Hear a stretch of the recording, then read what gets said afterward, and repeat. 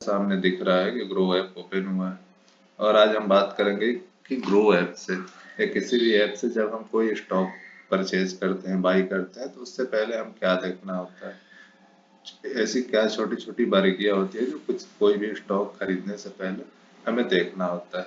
आज हम उसी की बात करेंगे। तो आइए चलते हैं, कोई स्टॉक यहाँ पे सर्च करते हैं। जैसे कि यहाँ पे कोई भी स्टॉक हम उठाते हैं, जैसे अडानी पावर हुआ। अडानी पावर को मैंने लिया और अडानी पावर में जैसे कि अगर मान लीजिए अडानी पावर हमें खरीदना है तो हमें क्या क्या चीजें ऐसी है जो देखना पड़ता है, कुछ छोटी छोटी बारीकियां होती है। सबसे पहले तो हमारे सामने चार्ट ओपन होकर आ रहा है, जो कि अभी हम चार्ट की बात नहीं करेंगे क्योंकि चार्ट टेक्निकल एनालिसिस में आता है। अभी हम केवल फंडामेंटल एनालिसिस की बात करेंगे। फंडामेंटल में हमें जो नीचे नीचे आते हैं तो हम कंपनी का मार्केट कैप देखते हैं। मार्केट कैप कितनी बड़ी कंपनी है, जितना बड़ा मार्केट कैप होगा उतनी बड़ी कंपनी होगी।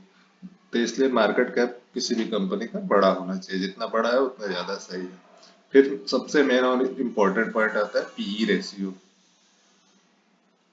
पीई रेशियो में क्या हम देखते हैं, पीई रेशियो में हमें ये देखना होता है कभी भी कंपनी का जो इंडस्ट्री पीई रेशियो है और ये कंपनी का PE ratio, industry PE ratio से कंपनी का पीई रेशियो हमेशा कम होना चाहिए। जैसे यहाँ पे लगभग लगभग सेम है, लेकिन कोशिश ये करना चाहिए कि जो भी स्टॉक आप खरीद रहे हैं, परचेज कर रहे हैं, पीई रेशियो हमेशा इंडस्ट्री पीई रेशियो से कम होना चाहिए। जितना कम है उतना ज्यादा बेहतर है।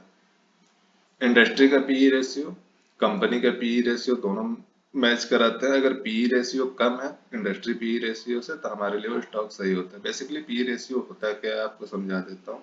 पीई रेशियो ये होता है, जैसे यहाँ 22 रुपया 79 पैसा है, इसका मतलब कि इस कंपनी से, इस स्टॉक से 1 रुपया कमाने के लिए हमको 22 रुपया खर्च करना पड़ेगा। तो इसलिए पीई रेशियो जितना कम है उतना हमारे लिए ज्यादा बेहतर है अगर स्टॉक परचेज कर रहे हैं तो इंडस्ट्री पी से हमारा पी रेशियो हमेशा कम होना चाहिए। सबसे ज्यादा मोस्ट इम्पोर्टेंट पॉइंट यही होता है।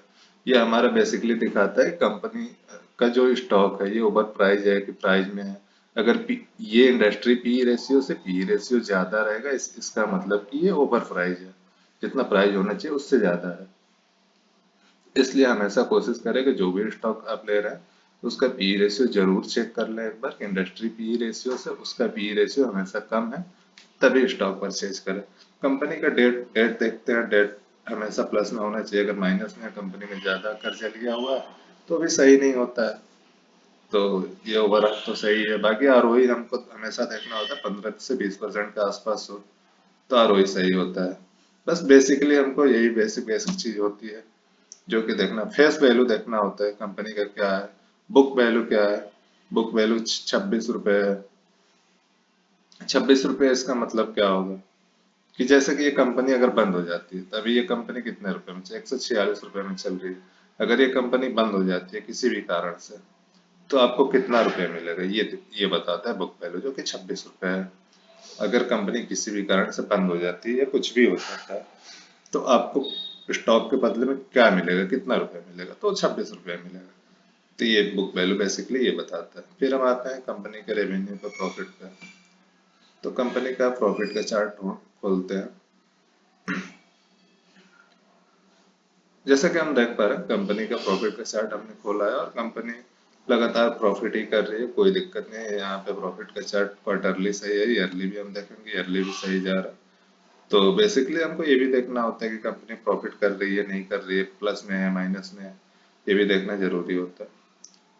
तो बस इतना देखने के बाद अब हम नीचे आते हैं। कंपनी के प्रमोटर कितने हैं। सबसे मेन तो ये बात होती है कि कोई भी कंपनी है, अगर उस कंपनी के प्रमोटर मतलब उसमें पैसे लगाने वाले, उसमें उस कंपनी का जो मालिक है वही अगर ज्यादा नहीं है, इसका मतलब उनको इंटरेस्ट नहीं है अपनी कंपनी पे। तो प्रमोटर कभी भी ज्यादा होना चाहिए। सबसे ज्यादा प्रमोटर अगर है तो उस कंपनी के लिए सबसे ज्यादा बेहतरीन माना जाता है। क्योंकि प्रमोटर बेसिकली वही लोग होते हैं जो कंपनी के मालिक होते हैं, कंपनी में जिनका पैसा लगा होता है। अगर वो लोग कम है, मतलब उनका परसेंटेज कम दिखा रहा है, इसका मतलब कि उनको ही अपना कंपनी में भरोसा नहीं है। तो इसलिए प्रमोटर हमेशा ज्यादा होना चाहिए कंपनी का। फॉरेन इंस्टीट्यूशन ये भी ज्यादा होना चाहिए। जो भी बड़े बड़े इन्वेस्टर है वो ज्यादा होना चाहिए। जो रिटेल है, रिटेल कम है तो ठीक है, कोई इशू नहीं है, लेकिन प्रमोटर ज्यादा होना चाहिए, फॉरेन इन्वेस्टर ज्यादा होना चाहिए, ये हमेशा ज्यादा होना चाहिए। ये बेसिक बेसिक चीजें हैं जो कि देखना जरूरी होता है। बाकी सिमिलर स्टॉक और भी है नीचे सारे, और भी स्टॉक है, जैसे एनटीपीसी को हम उठा लेते हैं। एनटीपीसी में भी हम देख लेते हैं पी रेशियो क्या चल रहा है, क्या है एनटीपीसी का। पहले तो मार्केट कैप देख लेंगे कितना है, इसमें भी अच्छा खासा मार्केट कैप है, कोई इशू नहीं है। इसका पी रेशियो 13.81 है, और इंडस्ट्री पी, ये कंपनी सबसे बेहतरीन है अगर प्राइस रेशियो से बात करें तो, क्योंकि इसका इंडस्ट्री पी 22.87 है, और इसका पी रेशियो 13 रुपये है।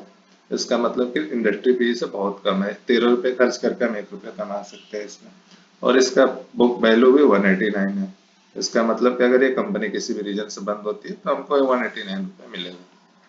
तो इसका बुक वैल्यू भी सही है, आरओई ठीक है, कम है।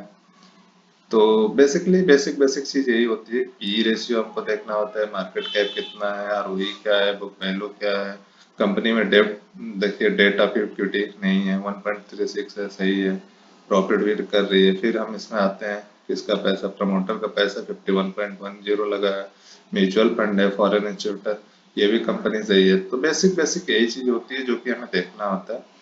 तो